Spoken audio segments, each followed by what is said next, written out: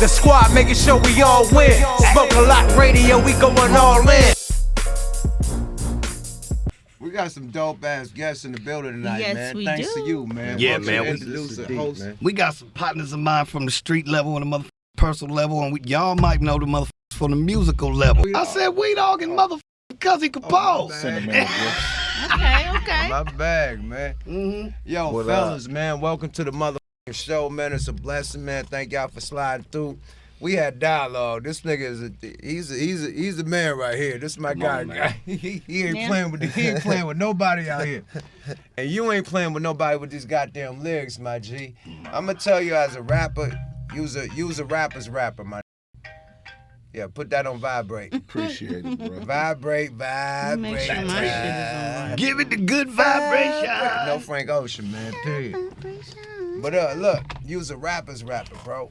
Like when I heard you with Nip, you know what I mean? Like you reminded me of a New York rapper, kind of like Noble from the Outlaws. It gave me that New York feel, and I was like, yo, is it Nip got like a New York dude down with his squad? Yeah. And it always was you. And I've been seeing you around. I'm like, nah, that's him. You surprised me, bro, because I thought you was a bodyguard, my. For real, like on first impression, just outside looking in, like, oh, that's his homie from the hood that's holding it down, and you better not walk up, nigga, you getting popped. The bambooski. And then, you know what I mean, start doing my research. You one of the illest at All Money In, my period. Facts. That's where the lyricism came from. Definitely. I appreciate it, bro. Yo, you a lyricist, bro. Definitely. You dope as my period. I appreciate it. Straight up. Why don't you give a introduction to people, you know, in Smoke a Lot Land. You know, we on radio.com, Spotify, we on Apple Music and shit. You know what I mean? Digital Soapbox Network. Digital Soapbox, brother. You know, let the world know, like, you know what I mean, how you came in the game, you know what I mean, and how y'all really started this All Money In shit. You know what I mean? How you linked up with Nip. You know, just break the story down for the fans and the audience, you know what I mean, for people who don't know. Both of you dudes, because y'all all started Slauson Boys together, so it started at that. So why don't you break down the Slauson Boys story, bruh? You know, to make a long story short, not to be too complicated about it, it just, I met Nip in like 03 in the hood, just walking through the hood on some normal shit. We connected. I found out he was doing music with a couple other partners of his, and I brought him into what I was doing, and we went from there. You know what I'm saying? So Nip started rapping with you. Slauson Boys started with you and Nip. It started with me and Nip, but Nip was already rapping. Right. But as far as the crew. As far as the crew, yeah. I seen in the interview, man, when you said you first met Nip, man, it reminded you of Nas. Yeah. You know what I mean? He was a rapping motherfucker. Definitely. You know what I mean? Before he started doing the hood. Why don't you elaborate on that? That was one of my first, like, nicknames. That's the first person I could think of when I heard him rap. Was like a Nas. Because you he said had he had the a words. message. He had a message. And he was technical. With the Very way he spit. technical. You know what I'm saying? He was already technical at a young age, like saying some shit like how you scratching your head. Like, let me play that shit again. This little say. Right. You know what I'm saying? It was like, it was already on some intelligence. He was already thinking on another level. That's where y'all wordplay connection came in. Cause exactly. see, I remember when I first heard him, you know what I'm saying, and I was like listening to him because, you know, I know the hood and set on some Crenshaw. So I'm like, I know this cadence and this certain shit, you know what I'm saying? I know who sharpened it up. Yeah. You know? I know where the sharpening came from because you always had direction when it came to music. Yeah. You know what I'm saying? We definitely fed off each other. Always, you know, kind of taught him everything I knew from the gate about, as far as from the artist aspect, from writing and bars, and because Nip used to didn't write bars, he'd just write, but he wouldn't separate his shit, like, and I kind of just showed him little basic shit to kind of neaten his shit up, and he just went from there, man. Like, we just fed off each other, always musically.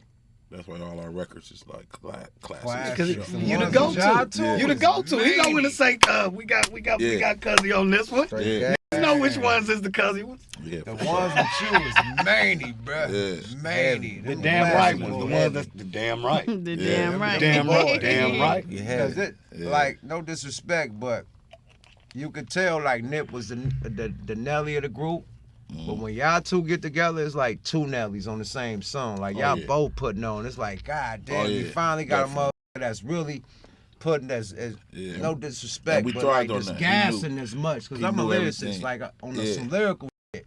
Yeah. Now everybody was in pocket and dope, but lyrical bar for bar, y'all two was gassing together. Period. That was hella dope. Appreciate it, bro. Salute, and you could tell. You know what I mean? How your story said, like how y'all linked up. Yeah, we thrived on that. When we worked together, we definitely fed off each other. That's why the verses sounded so. It was shit we did, records we got that we didn't even do in the same night. He would send me or something like that. But when we got finished with it, it would always sound like we was right there. Mm-hmm. You know what I'm saying? In the same room when we did everything. But majority of the shit we did in the same room together. So it just, it connected. I always hear that. Nip talk about how him and Jay Stone was recording each other on Pro Tools. Was you around in that era? I was around. So, but at that time they was a little younger. They was everybody was kind of doing their own thing. Right. Still. When I was still in the hood, still in the street. Them was in the street, in the hood. You know what I'm saying? Making a name for themselves too. Yeah. On the corners, as well as going to the house and pressing record. Mm-hmm. You know what I'm saying? That at that time they was really in the thick of shit. Yeah. You know what I'm saying? It was gang banging all day, come home, do some music. Crack Babies came about with me and Dogg. We was just talking one day in front of the shop like we need to do something. We need to, I was telling Dogg I want to do something different. And see, the fans don't know one thing about Dogg. Dogg is like the U God of the Wu-Tang. He was the one that, he had to go, he had to go. He was always there, but he had to come back. So Dogg is a very intricate motherfucking part of this whole shit. So motherfuckers got to know. You feel me? That got to be clarified. Nipsey, a lot of people don't know, Nipsey tattooed Dogg name on his back in that first package. He ain't even tattoo my name. No. I was like, bro, you didn't get my shit. So that's why I say that gotta be stabilized. No, that was bro. You know what I'm saying? That was so bro. you tapped on Nip Nip back. Yeah, nigga, that was definitely one of the original bro. tattoos when he first started getting tattoos. Yeah, that was definitely bro. So bro was he was a unique. We had a different relationship. People don't know. But Dogg been around though. Yeah, I've been around. What's 03? Yeah, 03. I just was in and out, doing my little situation, but I always stay tapped in. Yeah. What inspired this Crack Babies? Question that he been. God damn. First, because I made him get off of it. First, I wanted to do something different that what nobody else doing in LA. Right. Our city is so much of a me ass city. That's a cold title. Everybody Crack to themselves. You know what I'm saying? So I was just thinking, like, what could we do? Something that'll stand out, like on some. I'm where my Crack Baby CD at? You know what I'm saying? Like on some dog pound shit, kind of. Also, or like a Mobb Deep type of situation. Okay. And come with some that LA artists wasn't doing. It's in the last 20 years, you're not gonna see two faces on a cover.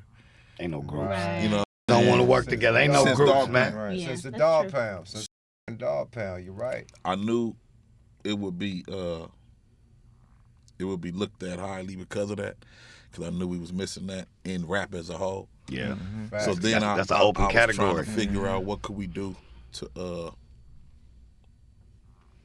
to make it realistic. Mm-hmm. And I just thought about where we came from, and I thought Crack Babies, not meaning we was born on crack, Right. but meaning we was babies selling crack to survive. We had to, you feel what I'm saying? We was kids dealing with this shit every day, going to jail over this. Young. Just to, you know what I'm saying?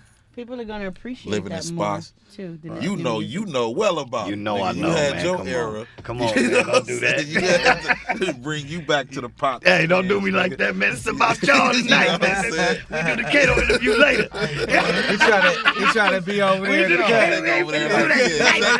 It look like just chilling tonight, man. We ain't about to. Look, Bird interviewed the mayor candidate for Pasadena, man.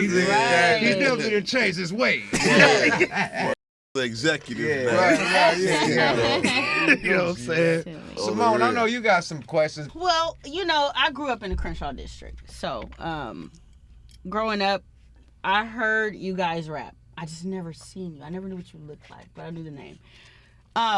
What I want to touch bases on is coming from that area. Like, I want you to give the youth some pointers on how to survive coming from situations like that, coming from the hood. Like, tell them things they could do to focus more. I don't want to sound like I just gave up on the hood. Mm-hmm. But honestly, to me, Mm-hmm. as long as is the same situations and the same evilness is still around the hood and got control of these hoods and these areas, the best advice I can give a youth is to just do enough to get the out and leave. That's deep. Figure out a way to, because telling the youth to do this and do that and still stay on this block that's surrounded by evil, he's hopeless. Right. It's too much. He's going on. hopeless. Right. It's not going to work. So the best thing the youth can do is stay in school, get a good job, stack some bread, and leave. How do you feel about the so-called Facts. big homies who want the youth to still stay on the block and do those things? They They're want to steer them in finished. the wrong direction. They're finished. And that's why that's all they live for. Right. If you're over 35, 30 years, if you're over 30 years old right now and you still sitting around worried about the politic or who did what last night, your life is finished. You need to figure something out. That's deep. That Straight is mathematics, deep. man. We spitting math. It's Yeah. like just sitting on porches drinking beer where we at. They already gave up. They already like, this it. This what God meant for me to do. I'm gonna die right here. I'm cool. See, the youth got Right. fight. They got They some not fighting telling because niggas of their to youth. try to do something or go to school or take some classes for this, learn this so you can get this job. Hey, Yeah. hey, by I'm you not doing saying none that, of that. because remember at Crenshaw, we went to school together. Remember, homies at that day would come up there like, you gonna go to class? Yeah. Niggas get Nigga, in you, trouble. We nigga, used to that's fight nigga, you get in trouble with, for not with, going the, to with the class. other Crips and the homies for not going to class, not the narrative that they paint and everything like it's all about be a knucklehead, whoop-de-whoop. No, why you think motherfuckers so Installing smart? No rules like that. Did school, nigga, you got to squabble. You got to squabble, Yeah, get nigga. to That the shit went down. Thunderdome. All the homies that be in class. Niggas don't want to fight every day. I like that logic. I wish it was the same way now, but it's Yeah. not. On my mama.